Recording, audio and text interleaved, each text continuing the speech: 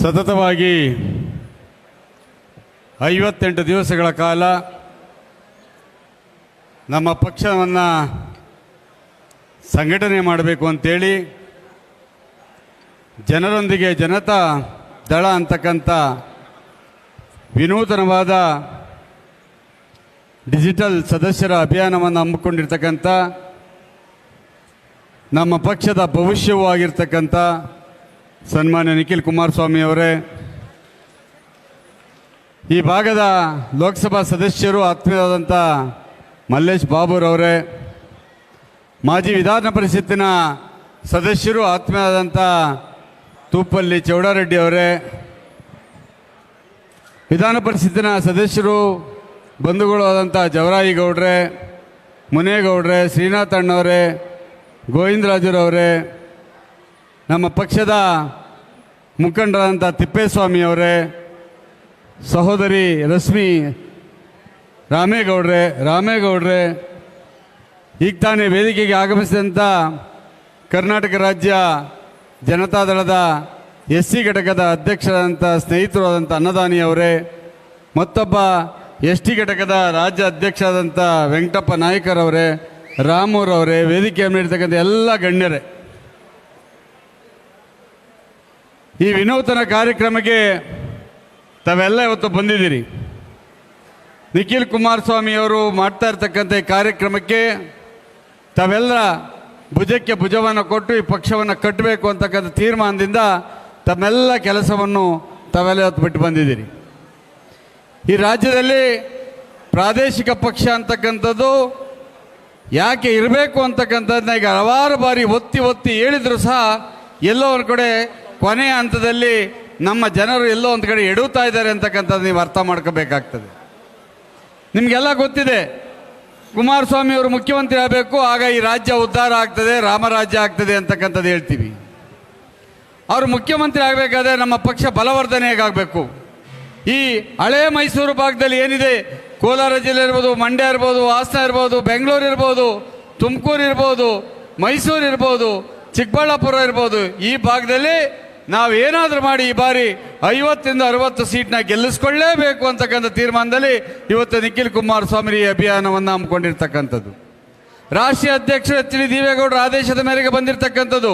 ಕುಮಾರಸ್ವಾಮಿ ಅವರು ಇವತ್ತು ಕೇಂದ್ರದಲ್ಲಿ ತುಂಬ ಕೆಲಸ ಕಾರ್ಯಗಳು ತೊಡಗಿರೋದ್ರಿಂದ ಇವತ್ತು ನಿಖಿಲ್ ಕುಮಾರಸ್ವಾಮಿ ಅವರನ್ನ ಮುಂದೆ ಬಿಟ್ಟು ನಾವಿವತ್ತು ಈ ಕೆಲಸವನ್ನು ಮಾಡ್ತಾ ಇರ್ತಕ್ಕಂಥದ್ದು. ತಾವೆಲ್ಲ ನೋಡ್ತಾ ಇದ್ದೀರಿ, ಕಾಂಗ್ರೆಸ್ ಸರ್ಕಾರ ಅಧಿಕಾರಕ್ಕೆ ಬಂತು, 136 ಸೀಟ್ ಗೆಲ್ತು, ಬಹಳ ಓವರ್ಲೋಡ್ ಆಗಿರ್ತಕ್ಕಂಥದ್ದು ತಾವೆಲ್ಲ ನೋಡ್ತಾ ಇದ್ದೀರಿ.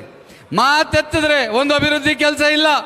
ಕುಮಾರಸ್ವಾಮಿ ಅವರು ಎಂಥ ಯೋಜನೆಗಳನ್ನ ಹಾಕೊಂಡಿದ್ರು, ಪಂಚರತ್ನ ಕಾರ್ಯಕ್ರಮಗಳ, ಆದರೆ ಜನಗಳಿಗೆ ಗಮನ ಹೋಗಲಿಲ್ಲ. ಕಾಂಗ್ರೆಸ್ನವ್ರು ಏನು ಸುಳ್ಳು ಹೇಳಿದ್ರು, 2,000 ಕೊಡ್ತೀವಿ ಅಂತ, ಅದು ಮಾತ್ರ ಜನಗಳ ಗಮನಕ್ಕೆ ಹೋಯ್ತು ಹೊರತು ಕುಮಾರಸ್ವಾಮಿಯವರು ಲಕ್ಷಾಂತರ ರೂಪಾಯಿ ಪ್ರತಿ ಕುಟುಂಬಕ್ಕೆ ಮಾಡಿಕೊಡ್ತೀನಿ ಅಂತಕ್ಕಂಥದ್ದು ಹೋಗಲಿಲ್ಲ.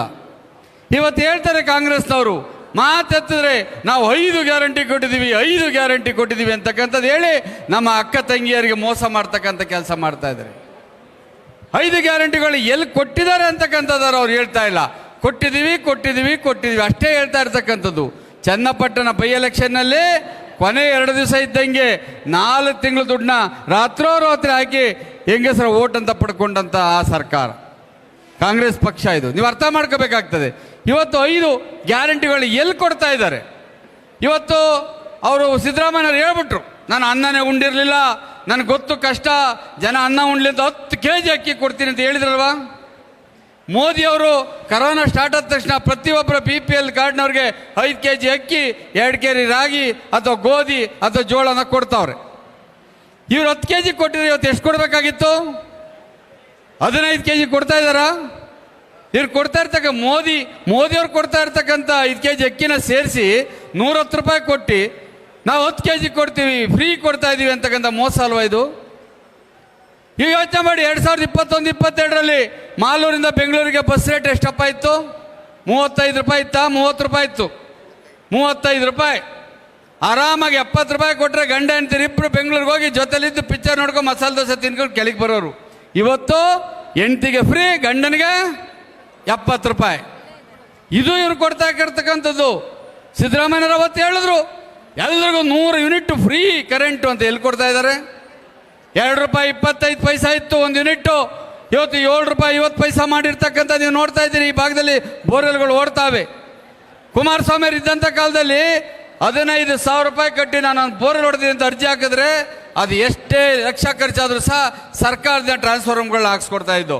ಇವತ್ತು ನೀವು ಬೋರ್ವೆಲ್ ಹೊಡೆದ್ಬಿಟ್ಟು ಈ ಸರ್ಕಾರಕ್ಕೆ ಅರ್ಜಿ ಹಾಕಿ ₹2.5 ಲಕ್ಷ ಸರ್ಕಾರ ಕಟ್ಟಬೇಕು, ₹1.5 ಲಕ್ಷ ಲಂಚವನ್ನು ಕೊಡಬೇಕಾದಂತ ಈ ಕೆಟ್ಟ ಸರ್ಕಾರ. ಯಾವುದೇ ನಿಗಮದಲ್ಲಿ ಎಲ್ಲಾದರೂ ನೋಡಿದ್ದೀರಿ ಅಂದ್ರೆ ಈ ಸರ್ಕಾರಿ ದುಡ್ಡನ್ನ ಚುನಾವಣೆಗೆ ಅಂತ ಬಾರ್ಗಳಲ್ಲಿ ಡ್ರಾ ಮಾಡ್ಕೊಂಡಿದ್ದೆ ಎಲ್ಲಾರು ನೋಡಿದ್ದೀರಾ ನೀವು?